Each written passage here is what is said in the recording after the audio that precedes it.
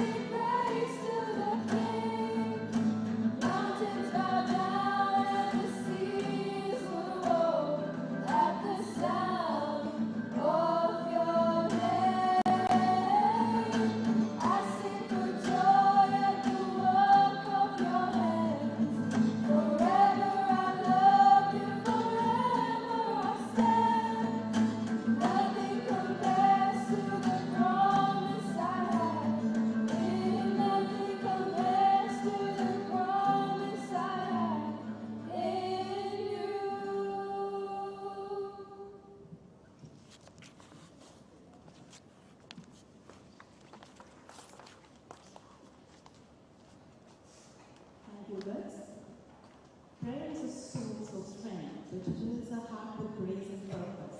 To lead us in this sacred moment, I now invite our esteemed secretary, Sister Judith Gonzalez, to offer the prayer.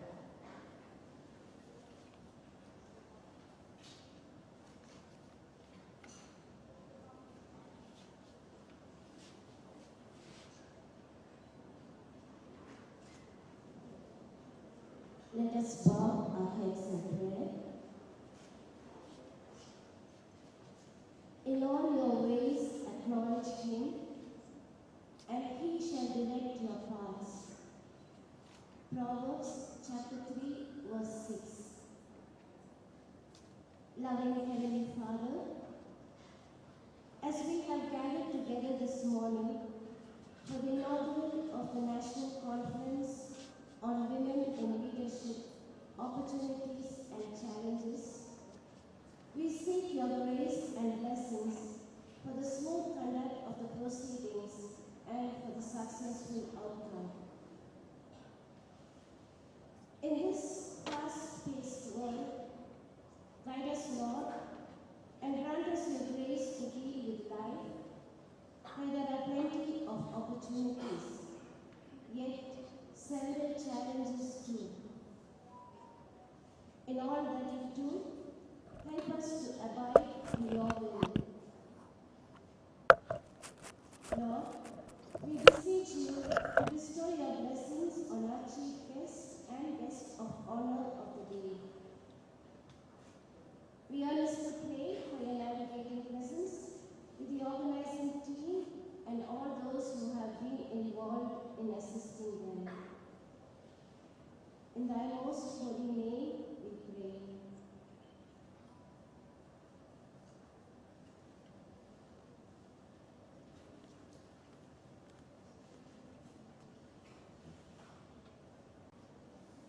Thank you, Sister. I invite our esteemed dignitaries on the stage to light the Picture, a radiant symbol of wisdom, knowledge, and enlightenment.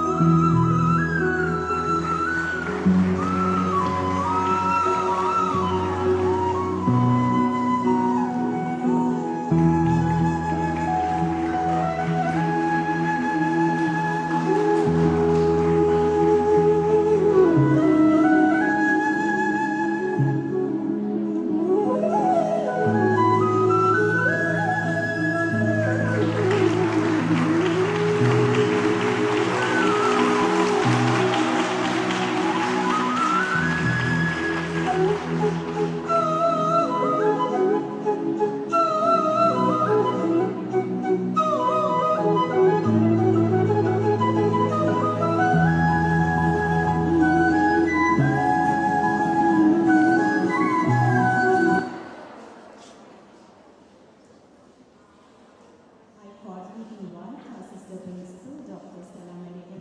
to extend a warm welcome to our esteemed dignitaries and the audience gathered here today.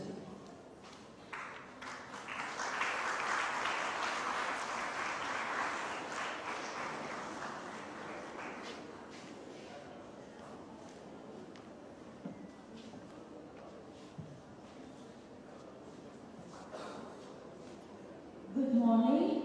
On behalf of the college community, it's my privilege and honor to welcome Dr. Kanimuli Karunamudi MP, the guest of honor to this conference on women in leadership, opportunities and challenges, organized by the Department of Business Administration.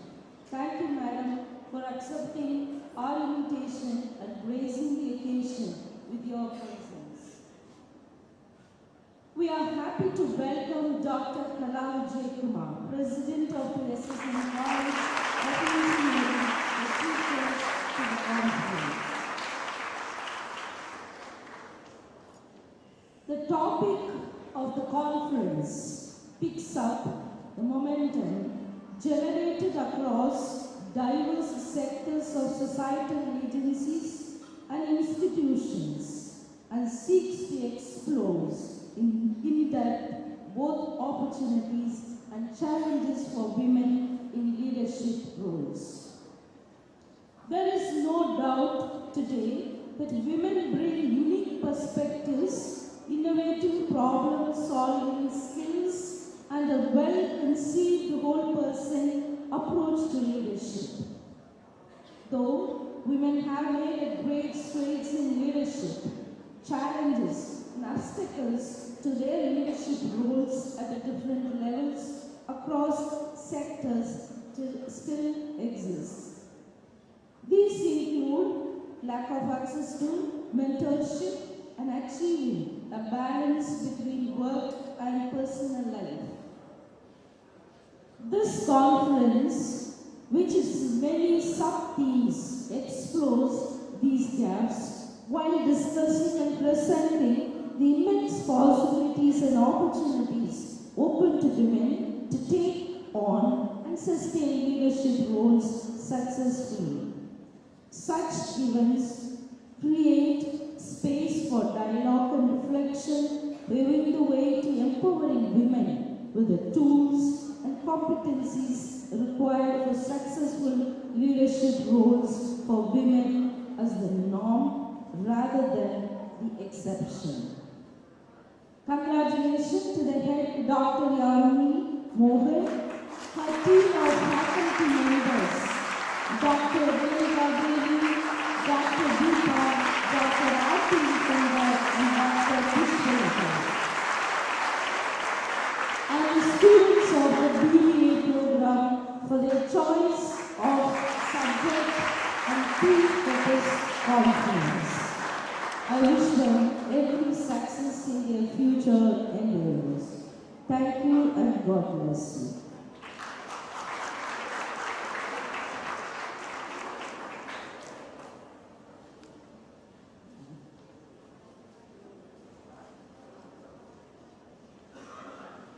Thank you, Sister, for your unwavering support, wisdom, and guidance, which have played a crucial role in making this event today. To make this session even more special, I now request our Honorable Principal to present a memento to our guest of honor, Mr. Nandini, as a symbol of our heartfelt respect and gratitude.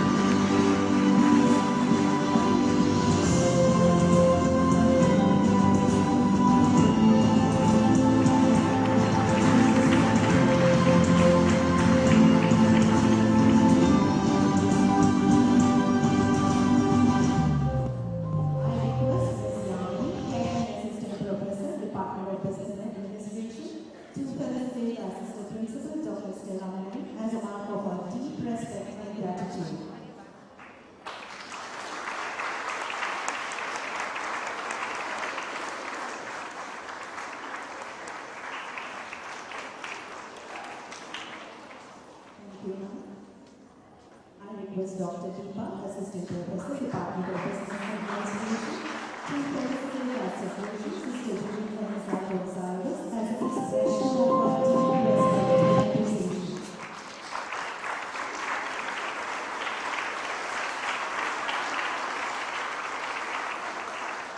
Thank you, ma'am.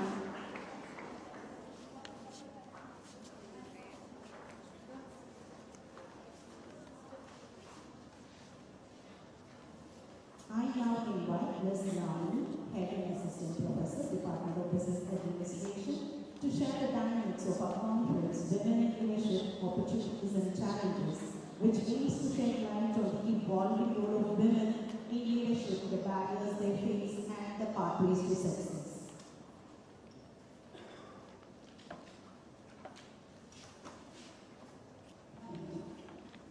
Good morning to everyone present here. As a chairperson of this esteemed conference, it is both an honor and privilege to present the dynamics of the National Conference on Women in Leadership, Opportunities and Challenges. Today, we stand at the intersection of progress and purpose, gathered here not just to share knowledge, but to inspire actions that empowers women to lead, innovate, and transform the future.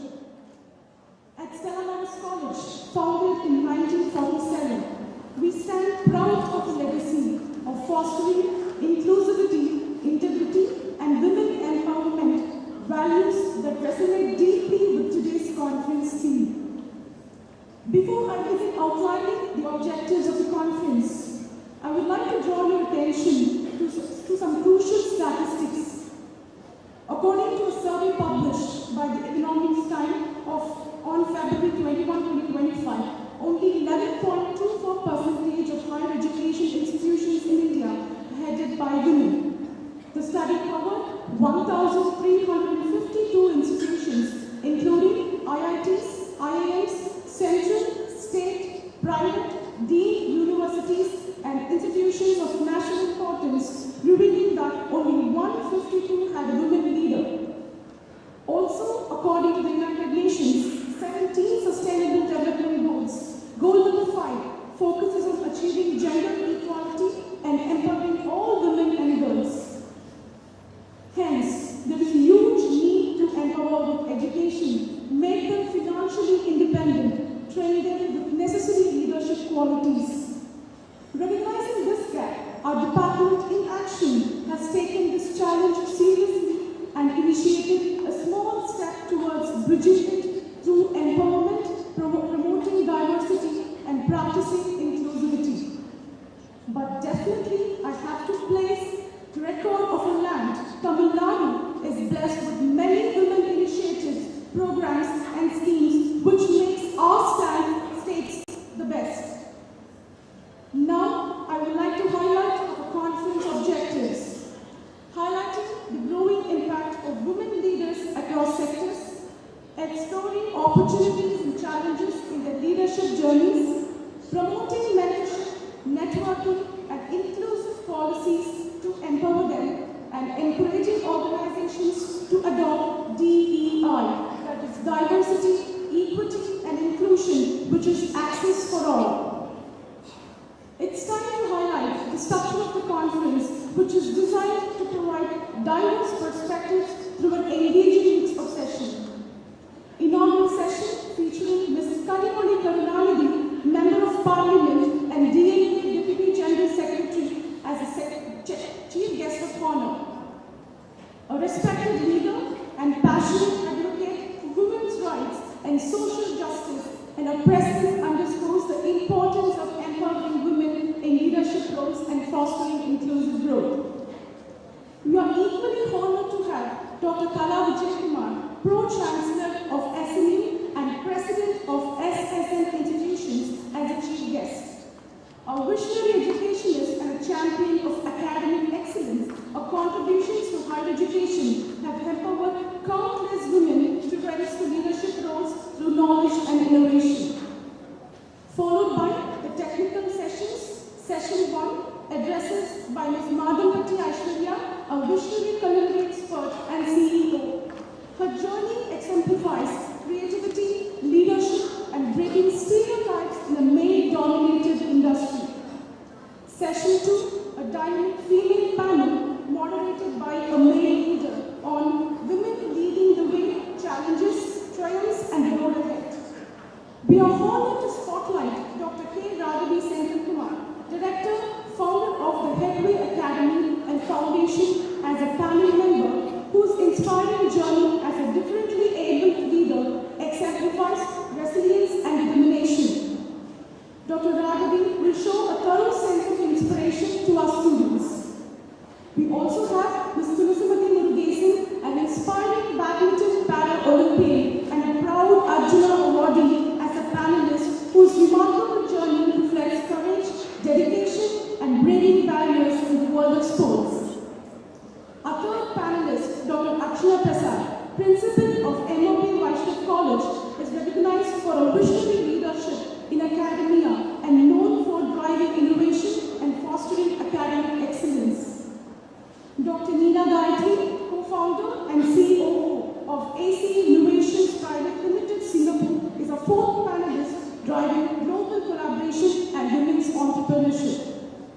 The moderator for the panel, Mr. Ravindran, CEO of Lexilis C-Suite Coach and Governance and Sustainability Advisor, a strong activist for inclusive leadership in corporate governance. Session 3, Fireside Chat, an engaging dialogue with Ms. Sundari, an inspiring entrepreneur and founder of proudly known as Sundari Akkakare, whose journey from humble beginnings to entrepreneurial success exemplifies willpower and strength. Her work highlights the power of grassroots leader and community-driven growth. Ms. Sundari will be interviewed by a third-year BBA student, Ms. Mritilya, as we believe the way of storytelling will definitely create an impact to the minds of our students. Session 4, a forward male-thinking panel, moderated by a female leader on elevation in leadership, the role of men in championing gender diversity.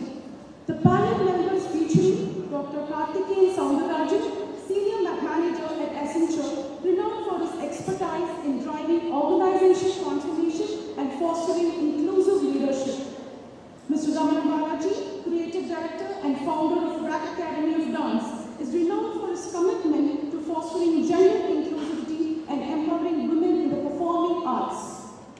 Chef Kaushik, popularly known as the Mad Chef India, a passionate advocate for gender equality in the culinary world, who has mentored and empowered numerous women chefs.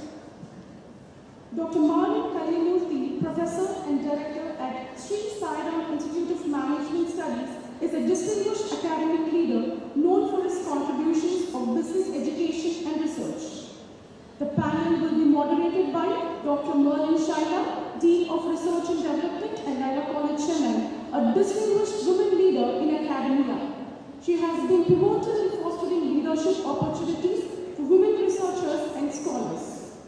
For the session 5, we have Dr. Esther Epsiba, Assistant Professor, Department of Business Administration, Madras Christian College, Chennai, as the session chair for the technical session on various dimensions of research. This will be followed by the validity session featuring Ms. Gayatri and Mr. Pushkar, much admired writers, directors and creators as a chief guest. Through their creative leadership, they have inspired a new way of storytelling that highlights women's voices and encourages broader societal shifts towards gender inclusivity. Ms. Divya Kumar, AGM, HR at Murugappa Group, is a dynamic human resource leader. Her leadership has significantly contributed to creating inclusive workplaces. As we strive for meaningful progress and transformative change, it's important to acknowledge the foundation that we have built.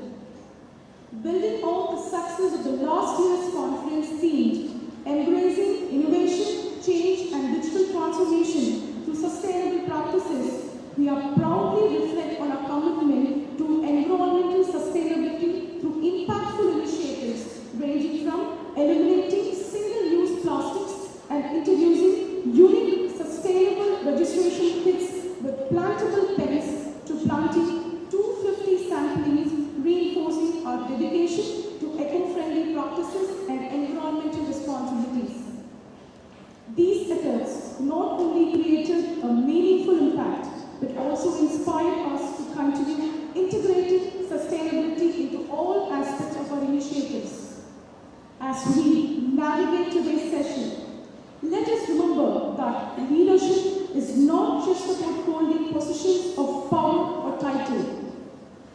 about being human, treating the same as they wanted to be treated, driving change, breaking barriers, and empowering those around them.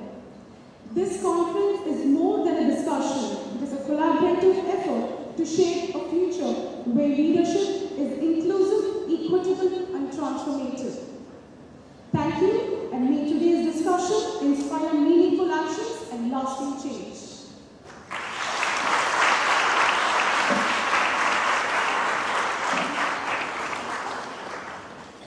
Thank you, ma'am, for the elaborate overview.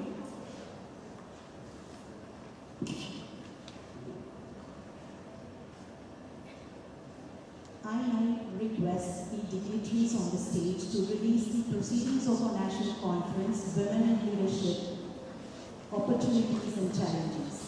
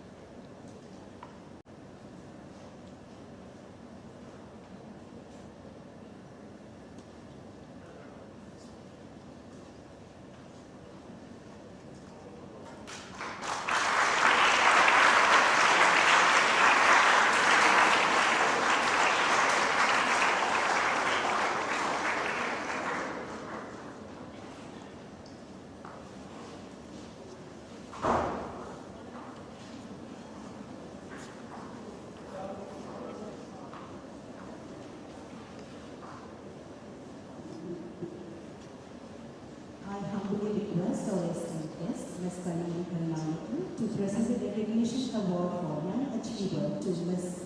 Tulasi Education, Paralympic Silver Medal winner and Arjuna Award in honor of her outstanding achievements in badminton.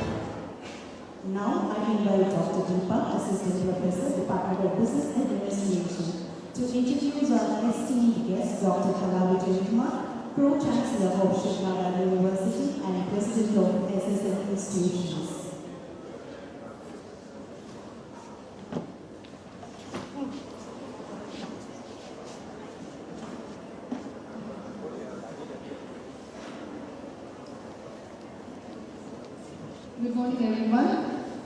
It's an absolute privilege to meet and introduce this inspiring leader in education and additional Dr. Kala Vijaykumar, who is the president of SSL Institution and pro-vice chancellor of Sri University, Chennai. She has played a key role in managing SSL institutions in Chennai since its inception in 1996. With a keen interest in inclusive education, she has elevated SSN to an institution of international repute. Under her leadership, SSN has focused on promoting the holistic development of all its students. Today, SSN is ranked 46th at the All India level as per the NIR released to the Ministry of Education. Notably, SSN is the only affiliated college in India to feature in the top 50 and was the first higher education institution to be certified with a platinum certificate by the Indian Green Building Council. MAM was instrumental in establishing a special scholarship scheme to benefit the rural students. She is also the founder of Srinagar University, Chennai. She has played a pivotal role in foreign unique collaborations with world-renowned universities such as Carnegie Mellon University, USA, and global top engineering institutions. Her research focuses on bridging economic inequality in India by making higher education accessible to rural first-generation learners. To every student present here, there is a special note. Kalamam is an alumnus of Stella Maris College. And Ma'am has been recognized with a distinguished alumnus award from our college. We are truly honored to have you with us today, ma'am. Please join me in extending a warm welcome to Dr. Keynote.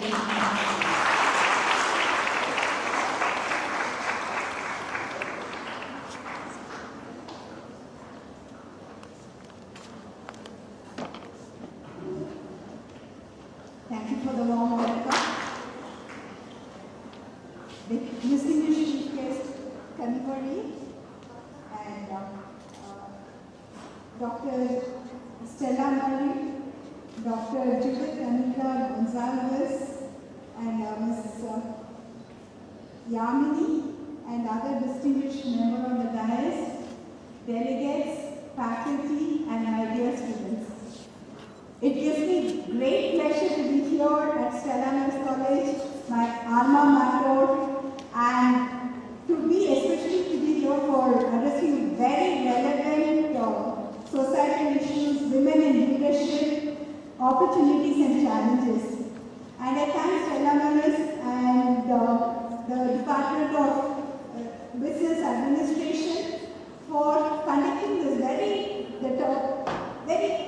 the topic which is very relevant in today's world.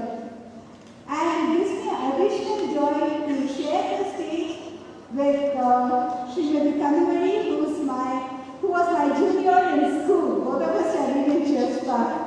And it really gives me a great pleasure to meet her again.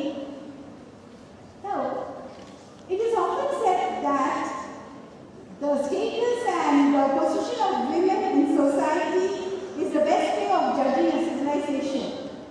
Judging a civilization and defines its progress and shortcomings. Now let us consider the scenario in India. The leadership in India women leadership in India has a very long history. Being the current scenario, is anyone, I'll just throw up a question. Who was the first female teacher in India? Yes, young students, we are all talking about being an academic thing and being teachers. Who was the first female teacher in India? Yeah, I heard the answer there. Good. So,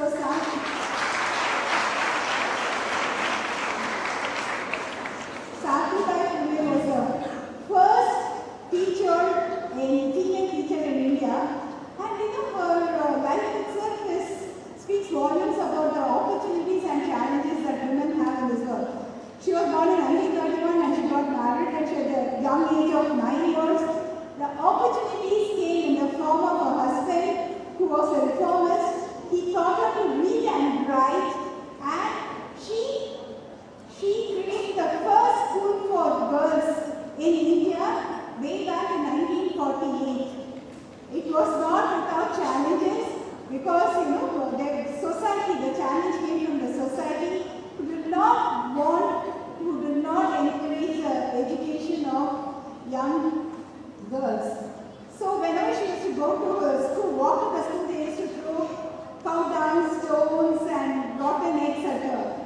She was totally unperturbed. She was determined in her vision and mission, and so she used to carry just 2 saris. So her sari is soiled by the time she reaches the school. So she go and change her sari and start teaching. And she was determined at first, at the time, determination, she started so many more schools for the young girls, thus empowering the women and the young girls on those in that era itself. And the first graduate, the first female women doctor in India was Kadambini Ganguly way back in 1986. Way back in 1886. Now let's fast forward around century, about a couple of centuries, and come to the current situation. Today, the women population in India forms, we form around 48.4% of the total population of India. Almost half of the population of India are women. And in addition, we have the largest women population in the whole world. So this clearly shows that the progress of women in India will define the progress of the entire country. So to start an optimistic note, there are quite a lot of women leaders who have inspired us, who include right from current leaders, right from our President, Srimati Murmu, who is the first tribal president of India, our first Prime Minister, Ms. Indira Gandhi, and Kiran Bedi, the first IPS officer, and in the corporate sector we have Kiran Mazumdar and Roshni Nara Malhotra, and sports we have various sports athletes and Mary Kom, P.V. Sindhu, whatnot. And this list is not be complete without me mentioning about Tessie Thomas, the missile women of India. Missile women, and she very clearly stated a very simple statement. I work as a scientist and not as a woman. So that clearly shows us that it is a role we play that is important, and gender is totally immaterial. And these are the positives. And when we come and look at the current scenario, after around 1.5 centuries since the first school was started, more than that, and then more than half a century since the first women graduated, where are we now? We might expect that across this year we might have reached some form of gender parity. But let us look at the actual scenario. As Ms. Yami mentioned, EduScience has said that in the higher education sector, only 11.24% of the institutions were headed by women. And I'm very proud that Stella Maris College and SSN are part of this 11.24% of the institutions headed by women.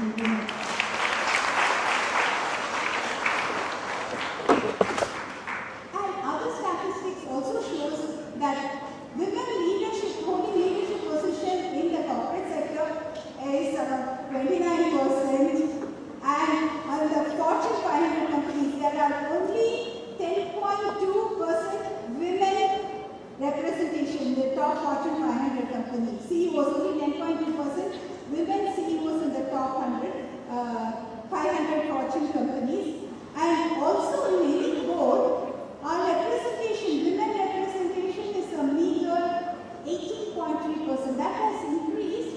So though we are progressing, we can easily see there is a huge gap which we have to bridge.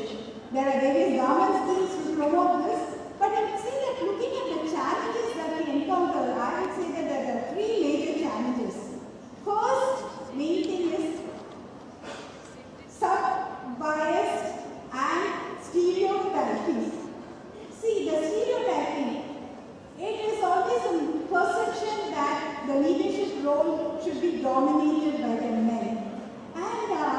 And stereotyping, many parents don't even spend on the girls' students. I have had a lot of experience. I've seen real life experiences because, as I was introduced, a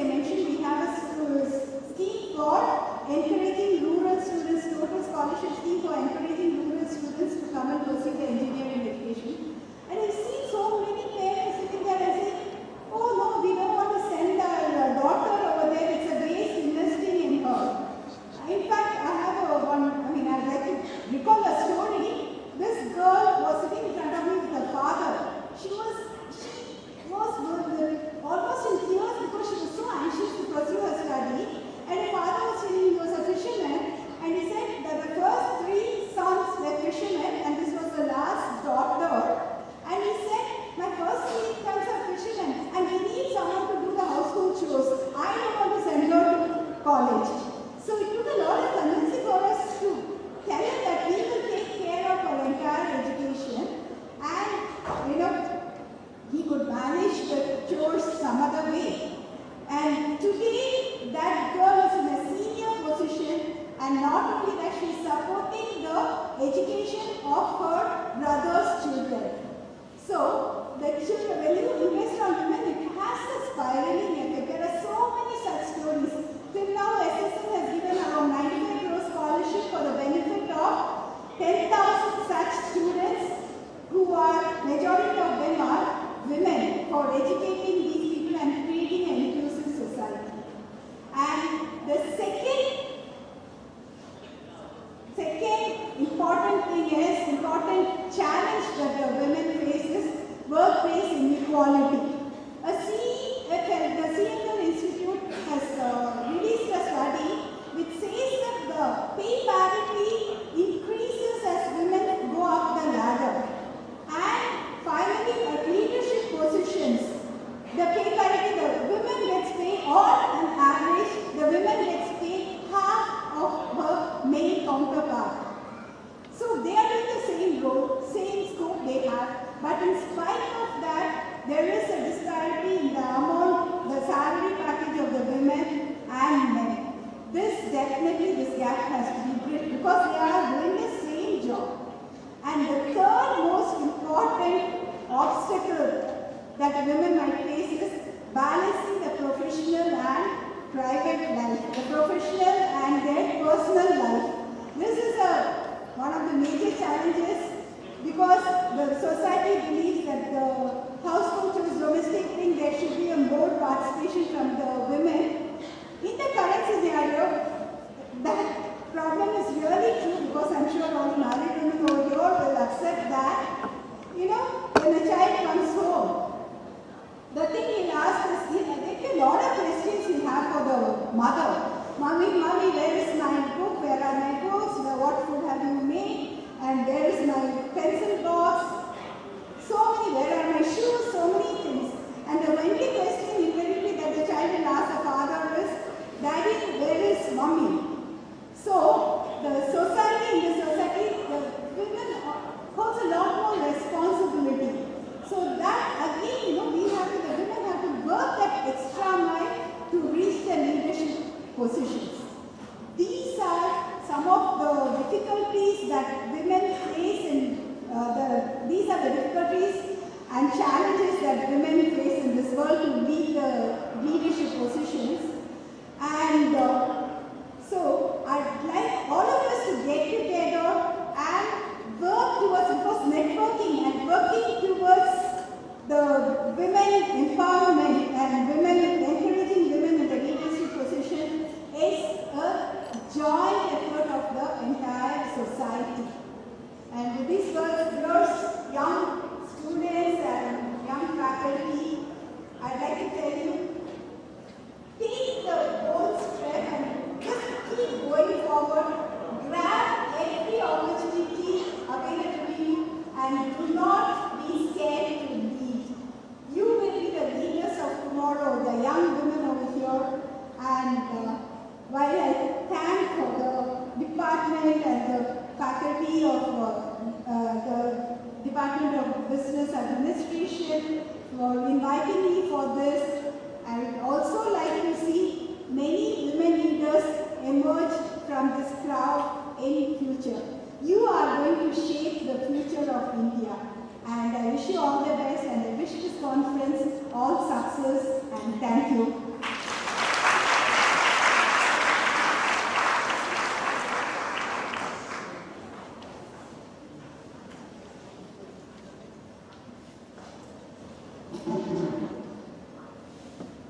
Ma'am, we sincerely appreciate your gracious taking the time to share your valuable experience with us. Your words have left a lasting impact, inspiring us to reflect, learn, and strive for greater excellence.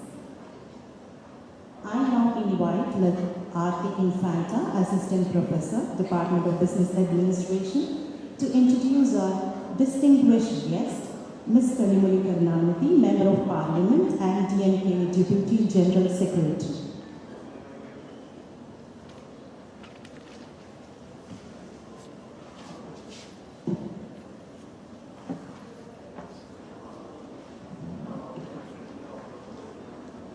Good morning, esteemed dignitaries, faculty members, and dear students.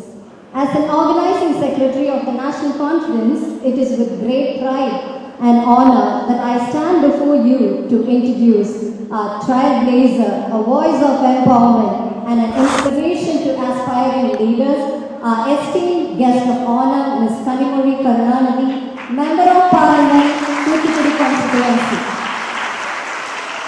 A poet, journalist, and a fearless politician, Ms. Kanimuri has carved a niche for herself in Indian politics with her true commitment to social justice, women's empowerment, and social change. With a deep love for the language and literature, she has used the power of words both in her poetry and in Parliament to advocate for the voiceless and challenge the status quo. Her literary works include Karurai Vasanai, Agathinai, Parvaigal, Karukkum Marudani, Siradugalil, Uraigirathu Kalam.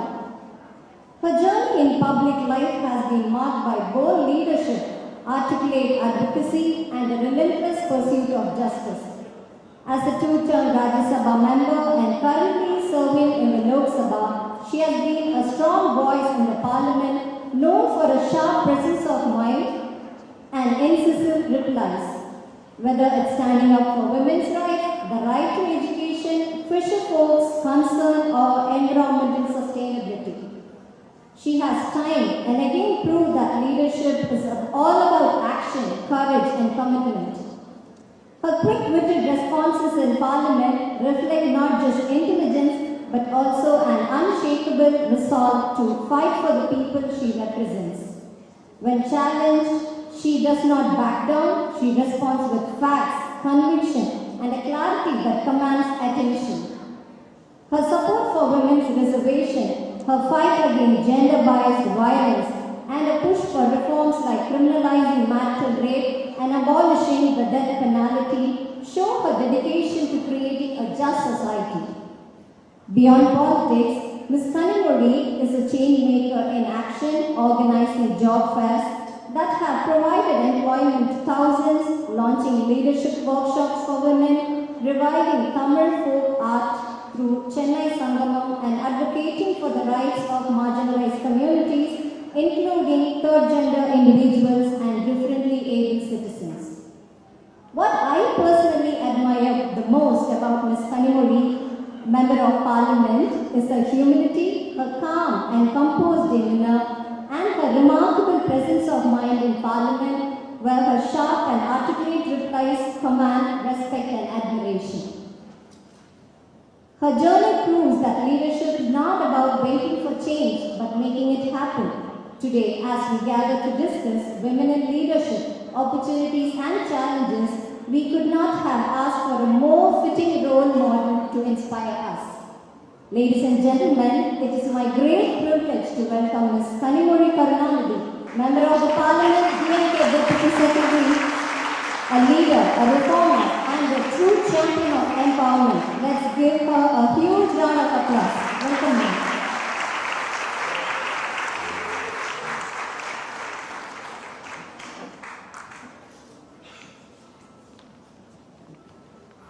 Vanakkam.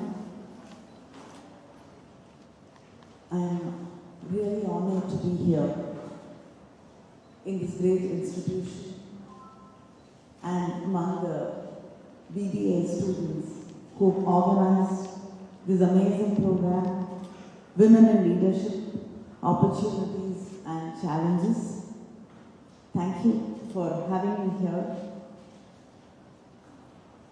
And it's a privilege to be sharing the stage with the principal, Dr. Sister Stella Mary, Dr. Kala Vijay Kumar, Pro-Chancellor of SNU and President of SSN Institutions, Sister Judith Anita Gonzalez,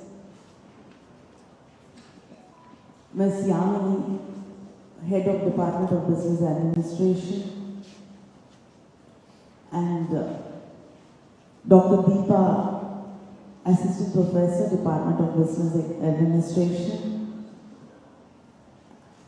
Dr. Renuka Devi, Assistant Professor, and Assistant Professor of Business Administration, Ms. Aarti Infanta, who had a very long introduction for me, and thank you for that, and I'll definitely try to live up to be the person you introduced me as. And it was a great privilege and pleasure meeting Tulasi Mati Murugesan, the amazing, resilient sportswoman of this country. It was a great, proud moment for me.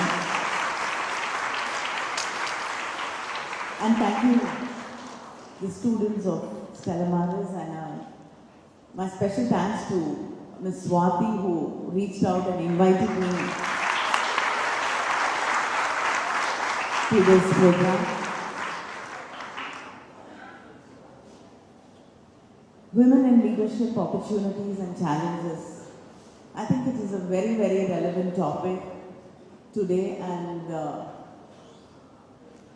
because women are breaking barriers. Women don't no longer see the glass ceiling. We don't believe there are any more glass ceilings to break. So we have challenges, and we have to look at the opportunities in front of us. It would be a lie to say that there are no challenges, everything has changed. In Parliament today, we have only 13% women representing this country. So the challenges are real. And every sector, I think it was mentioned here by Dr. Kala and others, that in leadership roles, whether it is running institutions or corporate companies, being judges, being in sports, it is a challenge to be a woman. I remember something which I read long ago. There is this dark-skinned person in a European country. He parks his car in a differently abled parking space. And somebody comes up to him and says, "So this is not the space for you. It's for a differently abled person." He says, "Can't you see? Can't you look at my skin color and you think I'm not disabled?"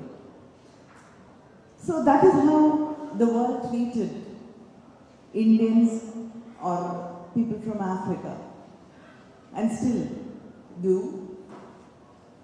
But being a woman is not an easy thing.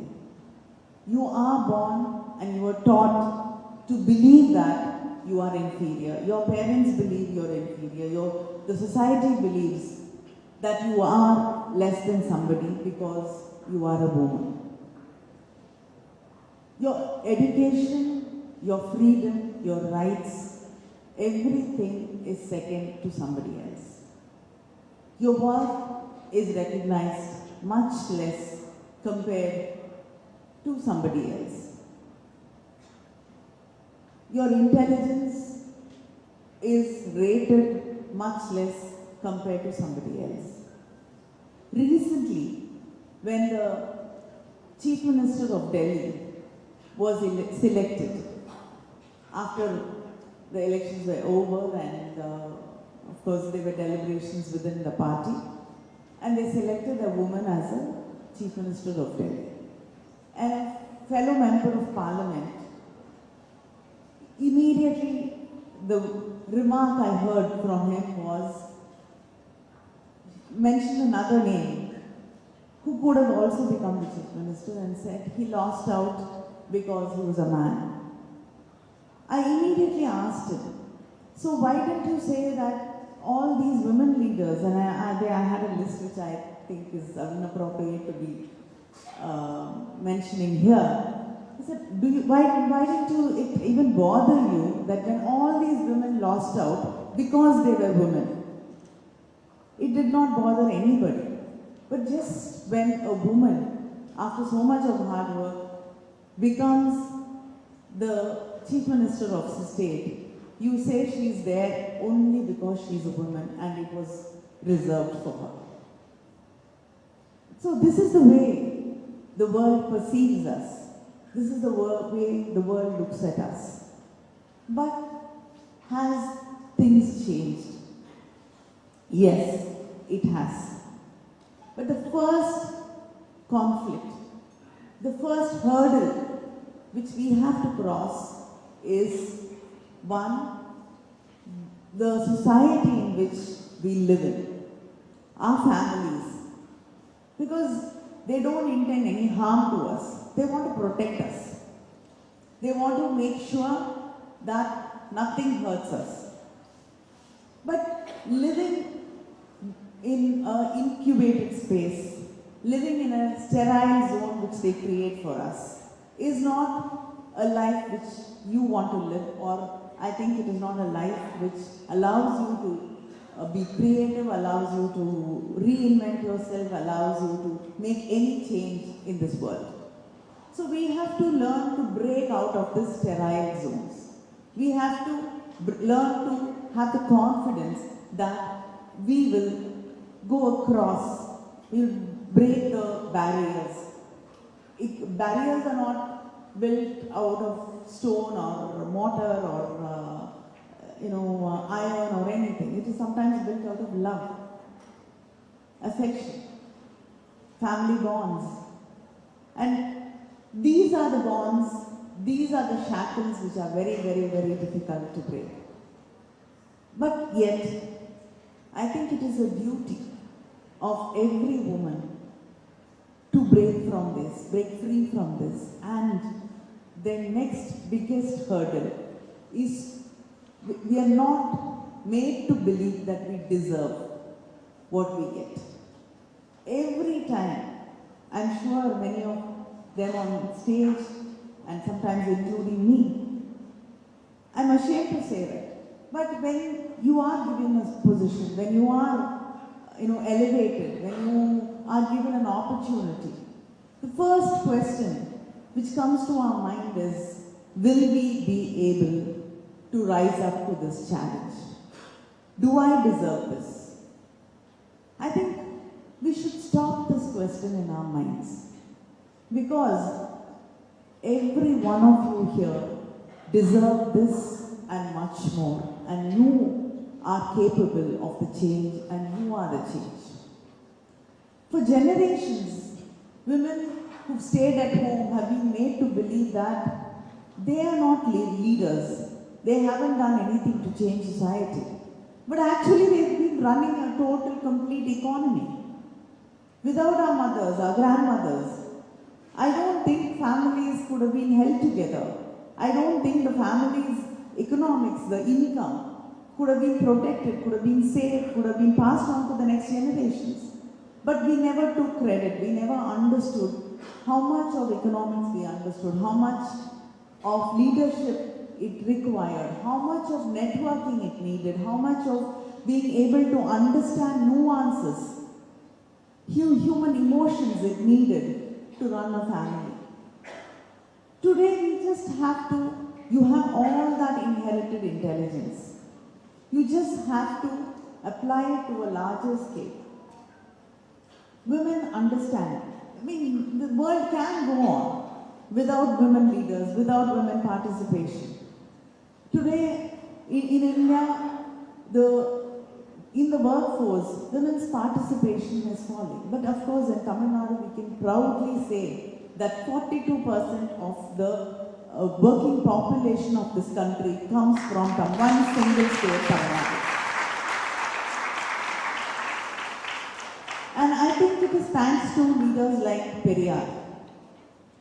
He was one great visionary. I think every girl here has to read Periyar. It is a request, a recommendation, because he was one leader who did not hesitate, who did not say women's rights this far and no further. Never. He said to achieve your dreams, to reach where you want to, break every hurdle, break everything, nothing matters. Your dream is what is important, and reaching there is the only thing which is important. Never said you have responsibilities at home, you have domestic responsibilities. He never spoke about all that. like many of my friends here there are many journalists here. One of the most important questions for them when I have interviews with them is if I know to cook. I've never understood why it bothers them so much that I'm not going to cook for them. So why does it actually make so much difference to them if a woman leader can cook or not? I'm really happy and thank their good luck or whatever it is that they did not ask the Chief Minister of Tamil Nadu, who was our ex-Chief Minister Jayalalitha, the same question. I really don't know what she would have done. But that is a question they have to ask any woman leader. You can run a corporate company, you can head a nation, but still they'll come and ask you, how do you balance work and family? How do you, do you find time to cook? Do you find time to take care of your children? Do you find time to take care of your families? I've never ever heard anybody asking such questions to my father. They were very happy if he didn't even know that which class his children studied in. He was not a father like that, thank God, but still. It didn't matter to them. Nobody believes that a man needs a balance. And Thandai Periyar was one leader who did not insist on this so-called balance. He believed that we have to go ahead and reach our dreams, achieve our dreams. So to do that, I think first is believing in yourself, rethinking, reinventing, and believing and building that confidence. And I think, as it was mentioned, networking. What we do, your friends here in college, the minute you step out, at the most, we keep in touch with one or two friends. And after that, it's a completely new world you build again, depending on wherever you are, whatever is comfortable for people around you. I think this is something which every woman leader here has to understand. Keep in touch, help each other, reach out to each other, reach out to your friends, build networks to support each other. That is the basis of any business, any industry, any progress. So this is something which all women have to learn, that we have to keep in touch and be there for each other. And again, I'd like to say, believe in yourselves. There is nothing that you cannot achieve, and there is nothing in this world which you do not deserve. This is something I think every day you'll have to think about and believe that you deserve to be where you are. It is not your brother, it is not your uncle, it is not your husband, it is not your father who has to be there. It has to be you who has to be there to make sure that you are an inspiration to future generations and also make this world into a more safer space for women. Unless we have more women leaders, unless we have more women leading different sectors, this world is not going to become a safer space, because men are not going, they can have the best of intentions. I cannot say that they don't have intentions to see change, but only a woman can understand the challenges, the abuses which we face day in and day out. And only a woman leader can make that space into a safer space for the rest of the women who come in. Because there are challenges every day. 50 years ago, it was physical challenges. But today, we have an entire world of cyberspace. We have challenges there. We are being abused there. And tomorrow, technology is not going to stop. It's just going to keep progressing. And the challenges there are going to be completely different and new. So we have to prepare ourselves to face those challenges. And yes, the most important thing which I'd like to share is the biggest weapon society uses against women in public spaces, in life, who want to actually break whatever space has been allocated to them and come out of it, step out of it and make a change. It's personal assassination, character assassination, slander. Sometimes people ask me, how do you face it? It's two things. Who do I have to prove who I am? It is only me. And maybe people very close to me who might get affected. And who are these people who are actually abusing us? When you think about them, do they even have the right or the character integrity to be challenging anybody's character? When you actually look at those people, you will only laugh to yourself. It sounds like a bad joke. So it is within you whether you want to yield to that slander, to that assassination, or rise ahead, go above that and say, my work will speak for itself and I do not have to waste time answering on this. Then again, it is within you because you have to believe who you are to make that change, to break all the barriers. It is within you girls to go forth and lead this world because this world deserves more leaders like you. This world has to learn to be inclusive and welcome more women in every space possible to make it a better world, to make it a world which understands both sides. Because you cannot have laws, you cannot have one-sided world vision. It's not going to help anybody. And look what the world has come to, climate change and issues like that, when we always had a one-sided world vision. So we have to ensure that this world is a safe place. We have to ensure that there is more leadership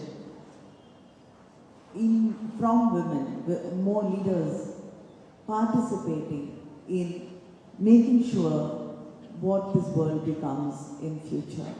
And all the best to all of you. And it's a great initiative. I'd like to just ask a few questions. What do you think are actually the challenges which women face? What do you, from your perspective, if somebody can tell me that? What do you think is your biggest challenge? Come on, get up and talk. How are you going to lead this world if you don't?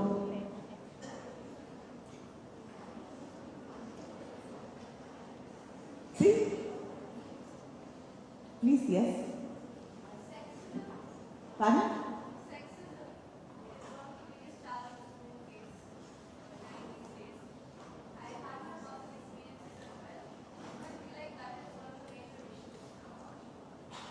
Sexism, yeah. It's not just now, it's always been there. Anybody else? Yeah. I guess it's partly the first place, ma'am. Because in India, like most of the families protect this.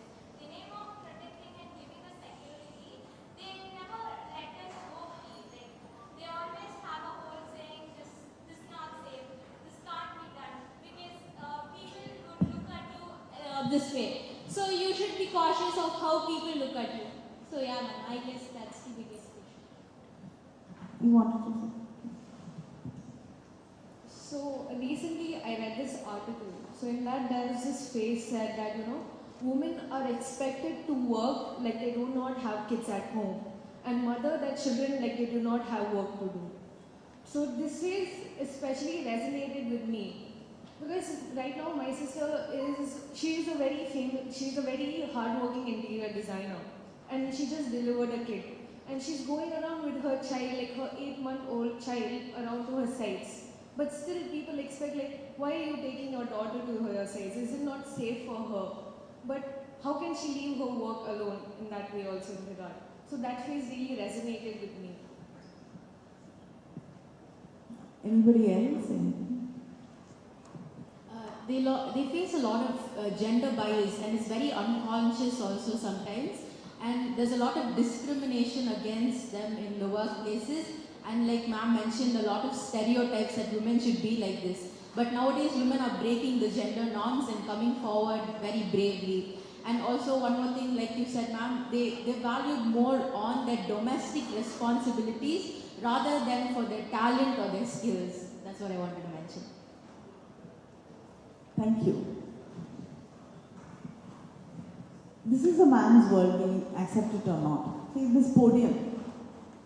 Everywhere, when you, even in this college, it is not, made for women to feel comfortable. We need a stool to stand on, to use this podium. It is not custom made for us. It is made for the men. And if a woman wants to use it, she has to use a platform to stand on it and address. So everything is custom made for the male gender in this world. And when you are coming into it, men never had to carry the children, they never had to, take responsibilities. At the most they had to work and earn. And sexism, yes, because they haven't seen us outside the kitchens. So it scares them, it scares people.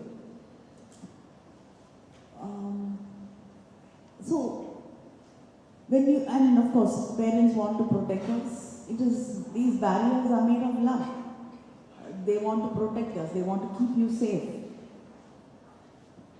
So I think what you have said actually, covers everything a woman faces today. You are expected to balance, you are expected to be, a great mother, a great, person who takes care of her family, her house, and also be an amazing career person who, gives 100%. How many 100% do you have to give?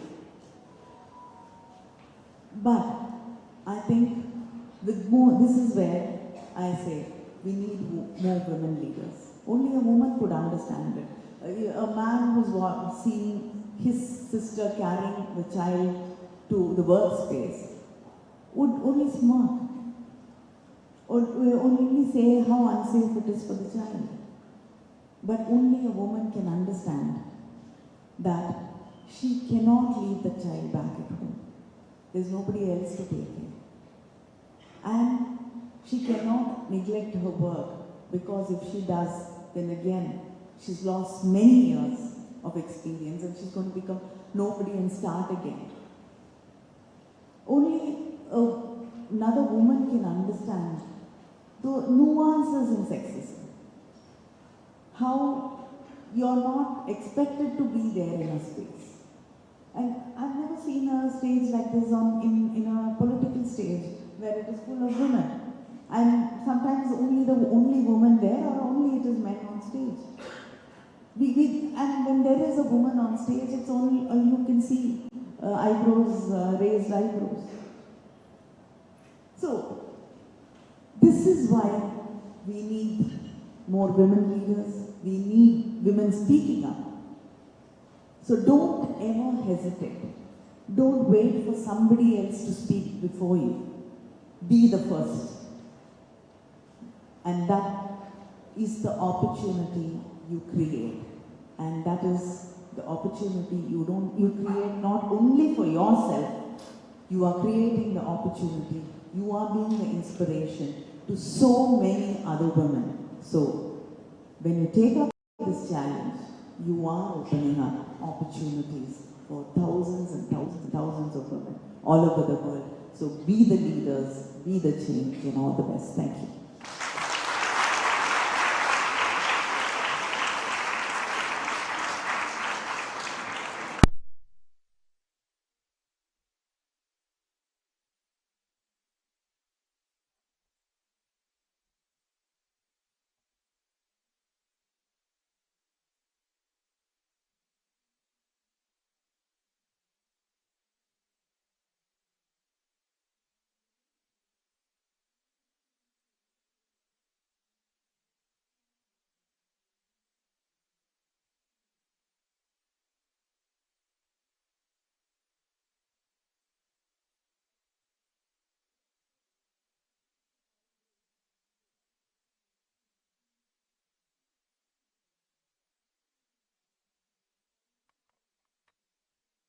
Administration to deliver the vote of thanks.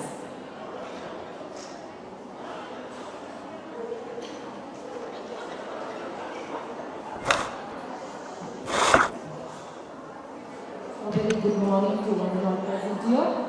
It is my privilege and honor to extend a heartfelt vote of thanks on this memorable occasion. First and foremost, I express my sincere gratitude to our guest of honor, Ms. Keynote, Member of Parliament and GMP Deputy General Secretary, for gracing this event with a presence and profound insights. Your words have not only illuminated the path of leadership and also instilled in us the courage to challenge the conventional break barriers and redefine success with purpose and conviction. Thank you, ma'am. A special thanks to our esteemed chief guest, Dr. Kala Vijay, Pro-Chancellor of SMU and President of SSM Institution, for sharing invaluable perspectives on leadership that have set the perfect tone for this conference. Thank you. A special note of thanks to our principal of Sarama's College, whose unwavering support